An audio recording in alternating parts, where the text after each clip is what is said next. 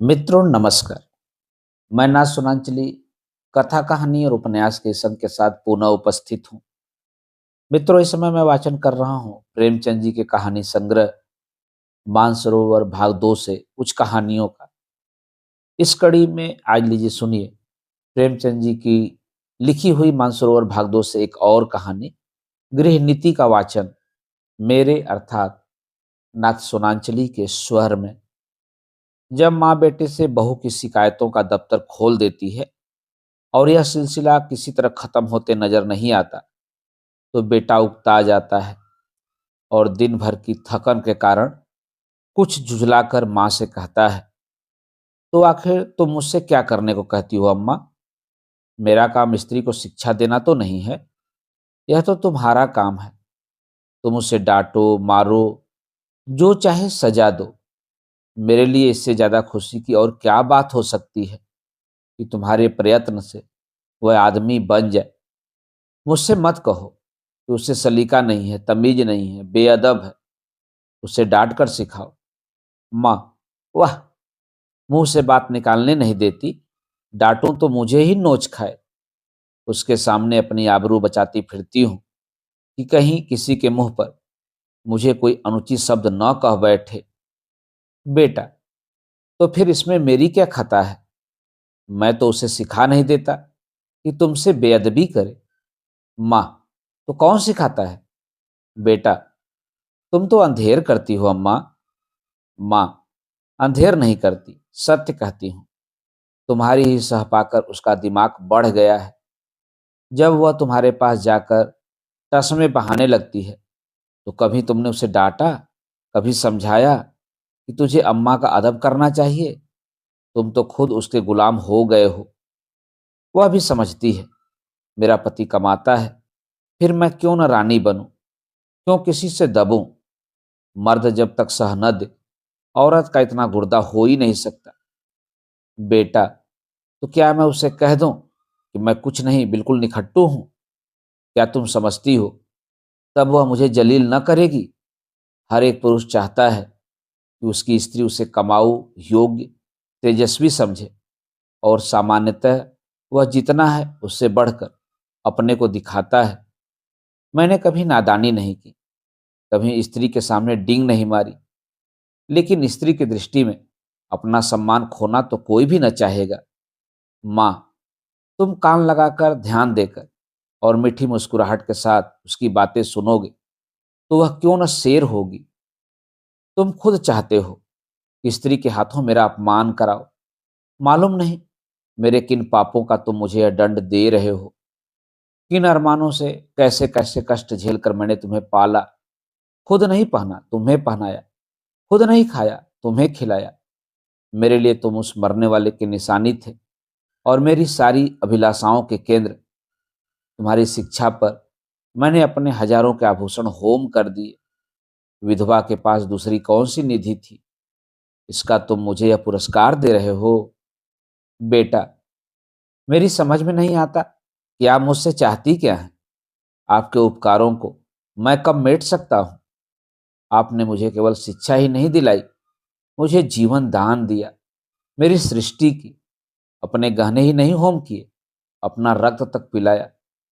अगर मैं 100 बार भी अवतार लूं तो इसका बदला नहीं चुका सकता। मैं अपनी जान में आपकी इच्छा के विरुद्ध कोई काम नहीं करता। यथासाध्य आपकी सेवा में कोई बात उठा नहीं रखता। जो कुछ पाता हूं लाकर आपके हाथों में रख देता हूं।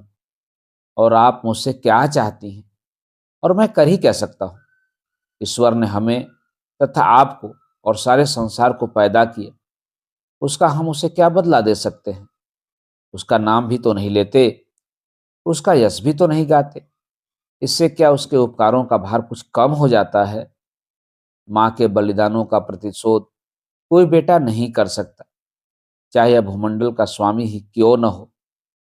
ज्यादा से ज्यादा मैं आपकी दिलजोई ही तो कर सकता हूँ, और मुझे याद नहीं आता कि मैंने कभी आपको असंतुष्ट किया हो।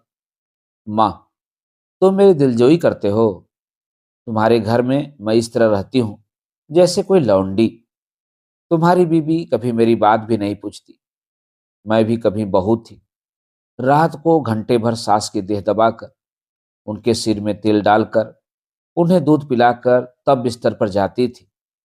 तुम्हारी स्त्री 9 बजे अपनी किताबें लेकर अपनी सहचनी में जा बैठती है, दोनों खिड़कियां खोल लेती है और मजे से हवा खाती है। मैं मरूं या जीऊं उससे मतलब नहीं, इसीलिए मैंने तुम्हें पाला था। बेटा, तुमने मुझे पाला था तो यह सारी सेवा मुझसे लेनी चाहिए थी, मगर तुमने मुझसे कभी नहीं कहा। मेरे अन्य मित्र भी हैं, उसमें भी मैं किसी को माँ की देह में मुक्कियां लगाते नहीं देखता। आप मेरे कर्तव्य का भार मेरी स्त्री पर क्यों डालती हैं? यूं अगर वह आपकी सेवा करे तो मुझसे ज्यादा प्रसन्न और कोई न होगा। मेरी आंखों में उसकी इज्जत दूनी हो जाएगी, शायद उससे और ज्यादा प्रेम करने लगूं। लेकिन अगर वह आपकी सेवा नहीं करती तो आपको उसे अप्रसन्न होने का कोई कारण नहीं है। शायद उसकी जगह मैं होता तो मैं भी ऐसा ही करता।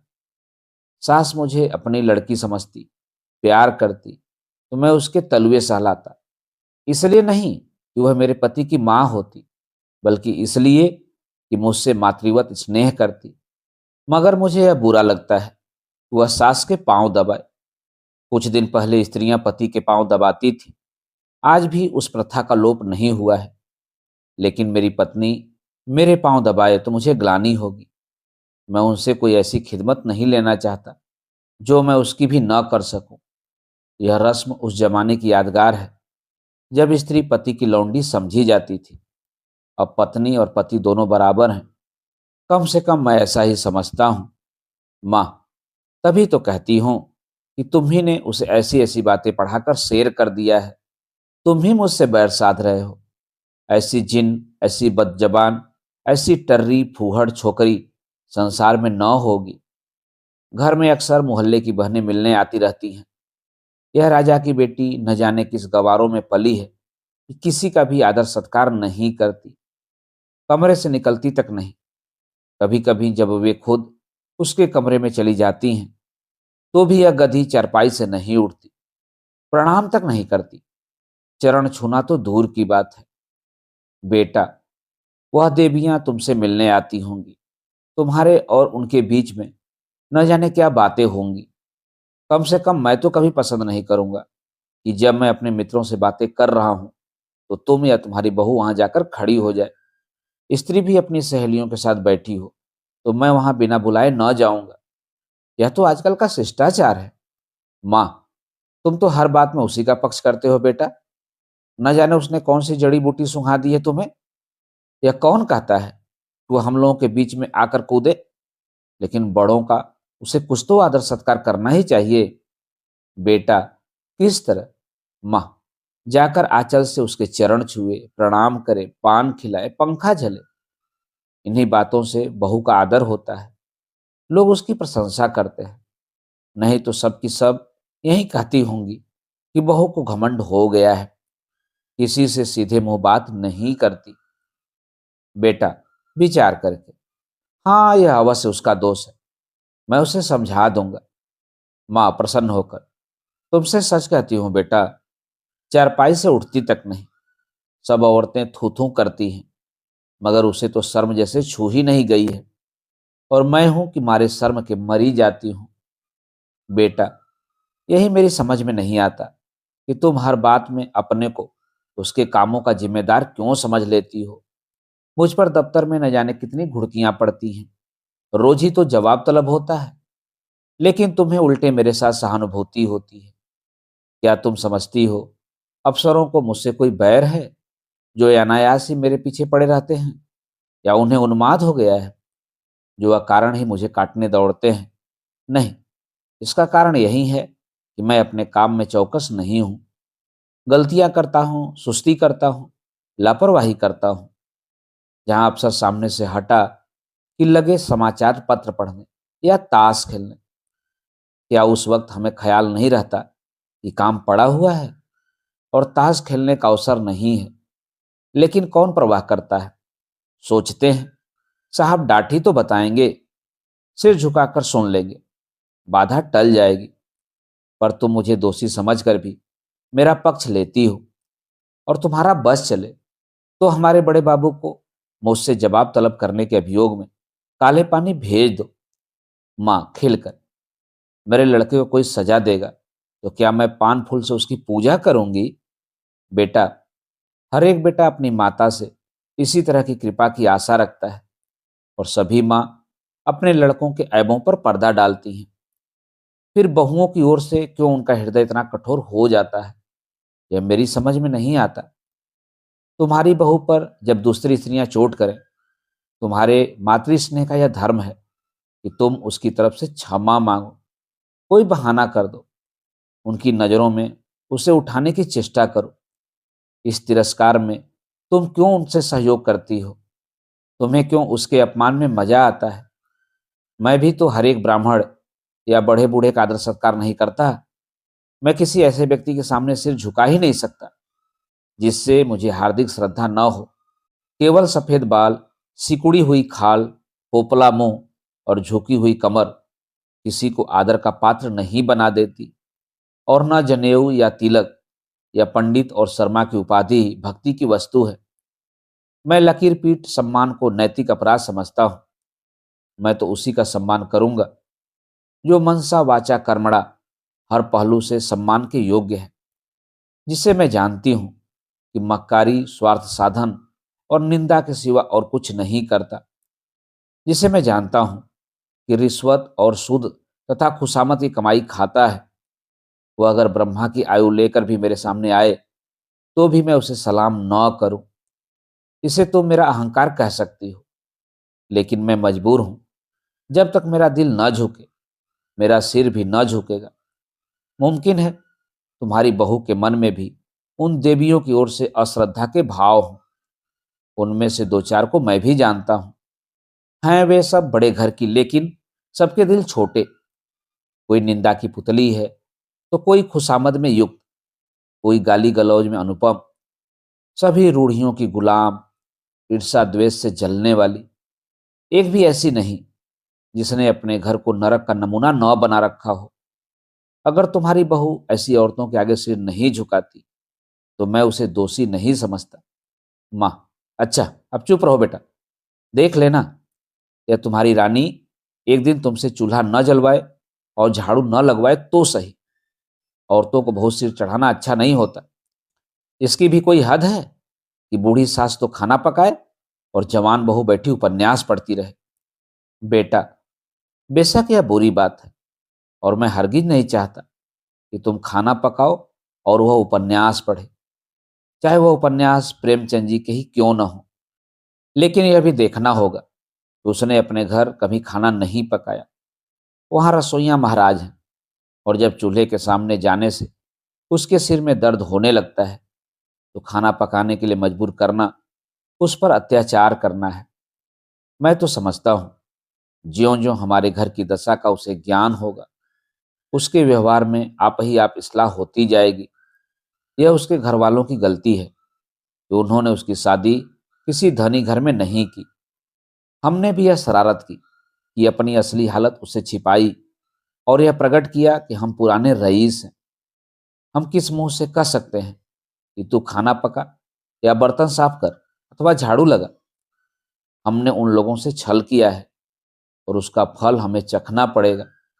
अब तो हमारी कुशल इसी में है कि अपनी दुर्दशा को नम्रता, विनय और सहानुभूति से ढकें, और उसे अपने दिल को यह तसल्ली देने का अवसर दें कि बला से धन नहीं मिला, घर के आदमी तो अच्छे मिले। अगर यह तसल्ली भी हमसे उसने छीन ली तो तुम ही सोचो उसको कितनी विदारक वेदना होगी। शायद वह हम लोगों की सूरत से भी घृणा करने लगे। माँ, उसके घर वालों को 100 दफे गरज थी, तब हमारे यहाँ ब्याह किया। हम कुछ उससे भीख मांगने गए थे? बेटा, उनको अगर लड़के की गरज थी तो हमें धन और कन्या दोनों की गरज थी। माँ, यहाँ के बड़े बड़े रईस हमसे नाता करने को मुंह फैलाए हुए थे। बेटा, इसीलिए कि हमने रईसों का स्वांग बना रखा है। घर की असली हालत खुल जाए तो कोई बात भी न पूछे। माँ, तो तुम्हारे ससुराल वाले ऐसे कहीं के रईस हैं? इधर जरा वकालत चल गई तो रईस हो गए, नहीं तो तुम्हारे ससुर के बाप मेरे सामने चपरासीगिरी करते थे। और लड़की का यह दिमाग कि खाना पकाने से सिर में दर्द होता है। अच्छे अच्छे घरों की लड़कियां गरीबों के घर जाती हैं और घर की हालत देखकर वैसा ही बर्ताव करती हैं। यह नहीं कि बैठी अपने भाग्य को कोसा करे। इस छोकरी ने हमारे घर को अपना समझा ही नहीं। बेटा, जब तुम समझने भी दो, जिस घर में घुड़कियों, गालियों और वक्ताओं के सिवा और कुछ न मिले, उसे अपना घर कौन समझे। घर तो वह है जहाँ स्नेह और प्यार मिले। कोई लड़की डोली से उतरते ही सास को अपनी माँ नहीं समझ सकती। माँ तभी समझेगी जब सास पहले उसके साथ माँ का सा बर्ताव करे, बल्कि अपनी लड़की से ज्यादा प्रिय समझे। माँ, अच्छा अब चुप रहो, जी न जलाओ। यह जमाना ही ऐसा है कि लड़कों ने स्त्री का मुंह देखा और उसके गुलाम हुए। ये सब न जाने कौन सा मंत्र सीख कर आती हैं। यही बहू बेटी के लक्षण है कि पहर दिन चढ़े सोकर उठे। ऐसी कुलक्षणी बहू का तो मुंह न देखें। बेटा, मैं भी तो देर से सोकर उठता हूं अम्मा, मुझे तो तुमने कभी नहीं कोसा। माँ, तुम हर बात में उससे अपनी बराबरी करते हो। बेटा, यही तो उसके साथ घोर अन्याय है, क्योंकि जब तक वह इस घर को अपना नहीं समझती, तब तक उसकी हैसियत मेहमान की है, और मेहमान की हम खातिर करते हैं, उसके ऐब नहीं देखते। माँ, ईश्वर न करे कि किसी को ऐसी बहू मिले। बेटा, वह तुम्हारे घर में रह चुकी। माँ, क्या संसार में औरतों की कमी है? बेटा, औरतों की कमी तो नहीं, मगर देवियों की कमी जरूर है। माँ, नौ जैसी औरत सोने लगती है तो बच्चा चाहे रोते रोते बेदम हो जाए, मिनकती तक नहीं। फूल सा बच्चा लेकर मैके गई थी, 3 महीने में लौटी तो बच्चा आधा भी नहीं है। बेटा, तो क्या यह मैं मान लूं कि तुम्हें उसके लड़के से जितना प्रेम है उतना उसे नहीं है? यह तो प्रकृति के नियम के विरुद्ध है। और यह मान लो वह निर्मोही ही है तो यह उसका दोष है। तुम क्यों उसकी जिम्मेदारी अपने सिर पर लेती हो? उसे स्वतंत्रता है, जैसे चाहे अपने बच्चे को पाले। अगर वह तुमसे कोई सलाह पूछे तो प्रसन्न मुख से दे दो, न पूछे तो समझ लो उसे तुम्हारे मदद की जरूरत नहीं। सभी माताएं अपने बच्चे को प्यार करती हैं और वह अपवाद नहीं हो सकती। माँ, तो मैं सब कुछ देखूं पर मुंह न खोलूं? घर में आग लगते देखूं और चुपचाप मुंह में कालिख लगाए खड़ी रहूं? बेटा, तुम इस घर को जल्द छोड़ने वाली हो, उसे बहुत दिन रहना है। घर की हानि लाभ की जितनी चिंता उसे हो सकती है, तुम्हें नहीं हो सकती। फिर मैं कर ही क्या सकता हूँ? ज्यादा से ज्यादा उसे डांट बता सकता हूँ, लेकिन वह डांट की परवाह न करे और तुर्की बतुर्की जवाब दे, तो मेरे पास ऐसा कौन सा साधन है जिससे मैं उसे ताड़ना दे सकूं? माँ, तुम 2 दिन न बोलो तो देवता सीधे हो जाए, सामने नाक रगड़े। बेटा, मुझे इसका विश्वास नहीं है। मैं उससे न बोलूंगा, वह भी मुझसे न बोलेगी। ज्यादा पीछे पड़ूंगा तो अपने घर चली जाएगी। माँ, ईश्वर वह दिन लाए मैं तुम्हारे लिए नई बहू लाऊं। बेटा, संभव हो वह इसकी भी चाची हो। सहसा बहू आकर खड़ी हो जाती है। माँ और बेटा दोनों स्तंभित हो जाते हैं, मानो कोई बम का गोला आ गिरा हो। रूपवती, नाजुक मिजाज, गर्वीली रमणी है, जो मानो शासन करने के लिए ही बनी है। कपोल तमतमाए हुए हैं, पर अधरों पर विष भरी मुस्कान है और आंखों में व्यंग मिला परिहास। माँ, अपनी झेप छिपाकर, तुम्हें कौन बुलाने गया था? बहू, क्यों? यहाँ तो तमाशा हो रहा है, उसका आनंद मैं ना उठाऊं? बेटा, माँ बेटा के बीच में तुम्हें दखल देने का कोई हक नहीं। बहू की मुद्रा सहसा कठोर हो जाती है। बहू, अच्छा आप जुबान बंद रखिए। जो पति अपनी स्त्री की निंदा सुनता रहे, वह पति बनने के योग्य नहीं। वह पति धर्म का क ख ग भी नहीं जानता। मुझसे अगर कोई तुम्हारी बुराई करता, चाहे वह मेरी प्यारी माँ ही क्यों न होती, तो मैं उसकी जुबान पकड़ लेती। तुम मेरे घर जाते हो तो वहां तो जिसे देखती हूँ तुम्हारी प्रशंसा ही करता है। छोटे से बड़े तक गुलामों की तरह दौड़ते फिरते हैं। अगर उनके बस में हो तो तुम्हारे लिए स्वर्ग के तारे तोड़ लाएं, और उसका जवाब मुझे यहाँ यह मिलता है कि बात बात पर ताने मेहने, तिरस्कार, बहिष्कार। मेरे घर में तो तुमसे कोई नहीं कहता कि तुम देर में क्यों उठे, तुमने अमुक महोदय को सलाम क्यों नहीं किया, अमुक के चरणों पर सिर क्यों नहीं पटका। मेरे बाबूजी कभी गवारा न करेंगे कि तुम उनकी देह पर मुकियां लगाओ या उनकी धोती धो या उन्हें खाना पकाकर खिलाओ। मेरे साथ यहाँ यह बर्ताव क्यों? मैं यहाँ लौंडी बनकर नहीं आई हूँ, तुम्हारी जीवन संगनी बनकर आई हूँ। मगर जीवन संगनी का यह अर्थ तो नहीं कि तुम मेरे ऊपर सवार होकर मुझे चलाओ। यह मेरा काम है कि जिस तरह चाहूं तुम्हारे साथ अपने कर्तव्य का पालन करूं। उसकी प्रेरणा मेरी आत्मा से होनी चाहिए, ताड़ना या तिरस्कार से नहीं। अगर कोई कुछ सिखाना चाहता है तो माँ की तरह प्रेम से सिखाए। मैं सीखूंगी, लेकिन जबरदस्ती मेरी छाती पर चढ़कर अमृत भी मेरे कंठ में ठूसना चाहे तो मैं होठ बंद कर लूंगी। मैं अब तक कब की इस घर को अपना समझ चुकी होती, अपनी सेवा और कर्तव्य का निश्चय कर चुकी होती। मगर यहाँ तो हर घड़ी हर पल मेरी देह में सुई चुभाकर मुझे याद दिलाया जाता है कि तू इस घर की लौंडी है, तेरा इस घर से कोई नाता नहीं, तू सिर्फ गुलामी करने के लिए यहाँ लाई गई है। और मेरा रक्त खौल कर रह जाता है। अगर यही हाल रहा तो एक दिन तुम दोनों मेरी जान लेकर रहोगे। माँ, सुन रहे हो अपनी चहेती रानी की बातें? वह यहाँ लौंडी बनकर नहीं, रानी बनकर आई है। हम दोनों उसकी टहल करने के लिए हैं। उसका काम हमारे ऊपर शासन करना है। उसे कोई कुछ काम करने को न कहे, मैं खुद मरा करूं, और तुम उसकी बातें कान लगाकर सुनते हो। तुम्हारा मुंह कभी नहीं खुलता कि उसे डांटो या समझाओ, थर थर कांपते रहते हो। बेटा, अच्छा अच्छा, ठंडे दिल से सोचो।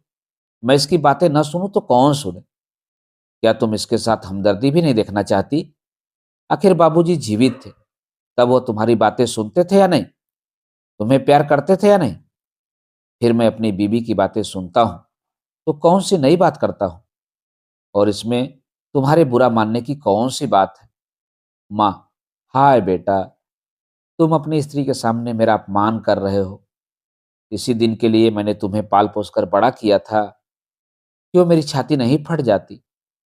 वह आंसू पोंछते आपे से बाहर कमरे से निकल जाती है। स्त्री पुरुष दोनों कौतुक भरी आंखों से उसे देखते हैं, जो बहुत जल्दी हमदर्दी में बदल जाती है।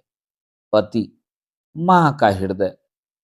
स्त्री, माँ का हृदय नहीं, स्त्री का हृदय। पति अर्थात स्त्री, जो अंत तक पुरुष का सहारा चाहता है, स्नेह चाहता है, और उस पर किसी दूसरी स्त्री का असर देखकर ईर्ष्या से जल उठता है। पति, क्या पागलों की सी बातें करती हो? स्त्री, यथार्थ कहती हूँ। पति, तुम्हारा दृष्टिकोण बिल्कुल गलत है, और इसका तजुर्बा तुम्हें तब होगा जब तुम खुद सास होगी। स्त्री, मुझे सास बनना ही नहीं है। लड़का अपने पैरों पर खड़ा हो जाए, विवाह करे और अपना घर संभाले, मुझे बहू से क्या सरोकार। पति, तुम्हें यह अरमान बिल्कुल नहीं है कि तुम्हारा लड़का योग्य हो, तुम्हारी बहू लक्ष्मी हो, और दोनों का जीवन सुख से कटे। स्त्री, क्या मैं मां नहीं हूं? पति, मां और सास में क्या कोई अंतर है? स्त्री, उतना ही जितना जमीन और आसमान में है। मां प्यार करती है, सास शासन करती है। कितनी ही दयालु, सहनशील, सती गुणी स्त्री हो, सास बनते ही मानो ब्याही हुई गाय हो जाती है। जिसे पुत्र से जितना ही ज्यादा प्रेम है, वह बहू पर उतनी ही निर्दयता से शासन करती है। मुझे भी अपने ऊपर विश्वास नहीं है। अधिकार पाकर किसे मद नहीं हो जाता।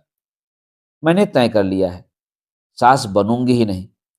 औरत की गुलामी सास के बल पर कायम है। जिस दिन सास न रहेगी, औरत की गुलामी का अंत हो जाएगा। पति, मेरा ख्याल है तुम जरा सी सहज बुद्धि से काम लो तो तुम अम्मा पर भी शासन कर सकती हो। तुमने हमारी बातें कुछ सुनी? स्त्री, बिना सुने ही समझ लिया कि क्या बात हो रही है। वहीं बहू का रोना। पति, नहीं नहीं, तुमने बिल्कुल गलत समझा। अम्मा के मिजाज में आज मैंने विस्मयकारी अंतर देखा, बिल्कुल अभूतपूर्व। आज वह जैसे अपनी कटुता पर लज्जित हो रही थी। हाँ, प्रत्यक्ष रूप से नहीं, संकेत रूप से।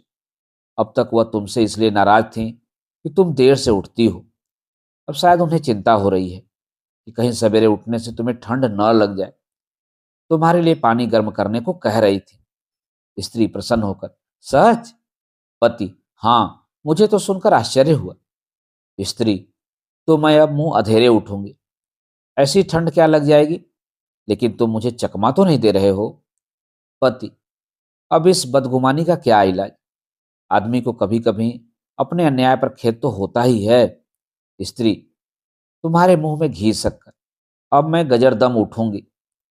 वह बेचारी मेरे लिए क्यों पानी गर्म करेंगी? मैं खुद गर्म कर लूंगी। आदमी करना चाहे तो क्या नहीं कर सकता। पति, मुझे उनकी बात सुन सुनकर ऐसा लगता था जैसे किसी दैवी आदेश ने उनकी आत्मा को जगा दिया हो। तुम्हारे अल्हड़पन और चपलता पर कितना भन्नाती हैं। चाहती हैं कि घर में कोई बड़ी बूढ़ी आ जाए तो तुम उसके चरण छू। लेकिन शायद अब उन्हें मालूम होने लगा है कि इस उम्र में सभी थोड़े बहुत अल्हड़ होते हैं। शायद उन्हें अपनी जवानी याद आ रही है। कहती थी, यही तो शौक श्रृंगार, पहनने ओढ़ने खाने खिलाने के दिन हैं। बूढ़ियों का तो दिन भर तांता लगा रहता है। कोई कहाँ तक उनके चरण छुए और क्यों छुए? ऐसी कहाँ की बड़ी देवियां हैं? स्त्री, मुझे तो हर्षो उत्साह हुआ चाहता है। पति, मुझे तो विश्वास ही नहीं आता था। स्वप्न देखने का संदेह हो रहा था। स्त्री, अब आई हैं राह पर। पति, कोई दैवी प्रेरणा समझो। स्त्री, मैं कल से ठेठ बहू बन जाऊंगी। किसी को खबर भी न होगी कि कब अपना मेकअप करती हूँ। सिनेमा के लिए सप्ताह में एक दिन काफी है। बुढ़िया के पाँव छू लेने में ही क्या हर्ज है? वे देवियां न सही, चुड़ैल ही सही, मुझे आशीर्वाद तो देंगी, मेरा गुड़ तो गाएंगी। पति, सिनेमा का तो उन्होंने नाम भी नहीं लिया। स्त्री, तुमको तो इसका शौक है, अब तुम्हें भी न जाने दूंगी। पति, लेकिन सोचो, तुमने कितनी ऊंची शिक्षा पाई है, किस कुल की हो। इन खुसट बुढ़िया के पांव पर सिर रखना तुम्हें बिल्कुल शोभा न देगा। स्त्री, तो क्या ऊंची शिक्षा की यह मानी है कि हम दूसरों को नीचा समझें? बूढ़े कितने ही मूर्ख हों, लेकिन दुनिया का तजुर्बा तो रखते हैं। कुल की प्रतिष्ठा भी नम्रता और सद्व्यवहार से होती है, हेकड़ी और बुराई से नहीं। पति, मुझे भी यही ताजुब होता है, इतनी जल्द इनकी कायापलट कैसे हो गई। अब इन्हें बहुओं का सास के पांव दबाना या उनकी साड़ी धोना या उनकी देह में मुकियां लगाना बुरा लगने लगा है। कहती थी, बहू कोई लौंडी थोड़े ही है कि बैठी सास का पांव दबाए। स्त्री, मेरी कसम। पति, हाँ जी, सच कहता हूं। और तो और, अब वह तुम्हें खाना भी न पकाने देंगी। कहती थी, जब बहू के सिर में दर्द होता है तो क्यों उसे सताया जाए, कोई महाराज रख लो। स्त्री फूली न समाकर, मैं तो आकाश में उड़ी जा रही हूं। ऐसी सास के तो चरण धो धो कर पीऊं। मगर तुमने पूछा नहीं, अब तक तुम उसे क्यों मार मार कर हकीम बनाने पर तुली रहती थी? पति, पूछा क्यों नहीं? भला मैं छोड़ने वाला था? बोली, मैं अच्छी हो गई थी, मैंने हमेशा खाना पकाया, फिर वह क्यों न पकाए। लेकिन अब उनकी समझ में आया कि वह निर्धन बाप की बेटी थी, तुम संपन्न कुल की कन्या हो, बस जरा पुरानी लकीर पर जान देती हैं। स्त्री, इसे मैं क्षमा के योग्य समझती हूँ। जिस जलवायु में हम पलते हैं उसे एक बारगी नहीं बदल सकते। जिन रूढ़ियों और परंपराओं में उनका जीवन बीता है उन्हें तुरंत त्याग देना उनके लिए कठिन है। वह क्या, कोई भी नहीं छोड़ सकता। वह तो फिर भी बहुत उदार है। तुम अभी महाराज मत रखो, खामखा खेरबार क्यों होगे? जब तरक्की हो जाए तो महाराज रख लेना। अभी मैं खुद पका लिया करूंगी। तीन चार प्राणियों का खाना ही क्या। मेरी जात से कुछ तो अम्मा को आराम मिले। मैं जानती हूँ सब कुछ, लेकिन कोई रोब जमाना चाहे तो मुझसे बुरा कोई नहीं। पति, मगर यह तो मुझे बुरा लगेगा कि तुम रात को अम्मा के पाँव दबाने बैठो। स्त्री, बुरा लगने की कौन बात है? जब उन्हें मेरा इतना ख्याल है तो मुझे भी उनका लिहाज करना ही चाहिए। जिस दिन उनके पांव दबाने बैठूंगी वह मुझ पर प्राण देने लगेंगी। आखिर बहू बेटे का कुछ सुख उन्हें भी तो चाहिए। बड़ों की सेवा करने में हेठी नहीं होती। बुरा तब लगता है जब वह शासन करते हैं और अम्मा मुझसे पांव दबवाएंगी थोड़े ही सेत का यश मिलेगा। पति, अब तो अम्मा को तुम्हारी फिजूल खर्ची भी बुरी नहीं लगती। कहती थी, रुपए पैसे बहू के हाथ में दे दिया करो। स्त्री, चिढ़कर तो नहीं कहती थी? पति, नहीं नहीं, प्रेम से कह रही थी। उन्हें अब भय हो रहा है कि उनके हाथ में पैसे रखने से तुम्हें असुविधा होती होगी। तुम बार बार उनसे मांगते लजाती भी होगी और डरती भी होगी, एवं तुम्हें अपनी जरूरतों को रोकना पड़ता होगा। स्त्री, ना भैया, मैं यह जंजाल अभी अपने सिर न लूंगी। तुम्हारी थोड़ी सी तो आमदनी है, कहीं जल्दी से खर्च हो जाए तो महीना कटना मुश्किल हो जाए। थोड़े में निर्वाह करने की विद्या उन्हीं को आती है। मेरी ऐसी जरूरत ही क्या है? मैं तो बेकार अम्मा जी को चिढ़ाने के लिए उनसे बार बार रुपए मांगती थी। मेरे पास तो खुद 150 रुपए पड़े रहते हैं। बाबूजी का पत्र आता है तो उसमें 10-20 के नोट जरूर होते हैं, लेकिन अब मुझे हाथ रोकना पड़ेगा। आखिर बाबूजी कब तक देते चले जाएंगे? और यह कौन सी अच्छी बात है कि मैं हमेशा उन पर टैक्स लगाती रहूं। पति, देख लेना अम्मा अब तुम्हें कितना प्यार करती हैं। स्त्री, तुम भी देख लेना मैं उनकी कितनी सेवा करती हूँ। पति, मगर शुरू तो उन्होंने किया। स्त्री, केवल विचार में, व्यवहार में आरंभ मेरी ओर से होगा। भोजन पकाने का समय आ गया, चलती हूँ। आज कोई खास चीज तो नहीं खाओगे? पति, तुम्हारे हाथों की रूखी रोटियां भी पकवान का मजा देंगी। स्त्री, अब तुम नटखटी करने लगे। मित्रों, अभी आप सुन रहे थे प्रेमचंद जी की कहानी संग्रह मानसरोवर भाग 2 से एक कहानी गृह नीति का वाचन मेरे अर्थात ना सोनांचली के स्वर में।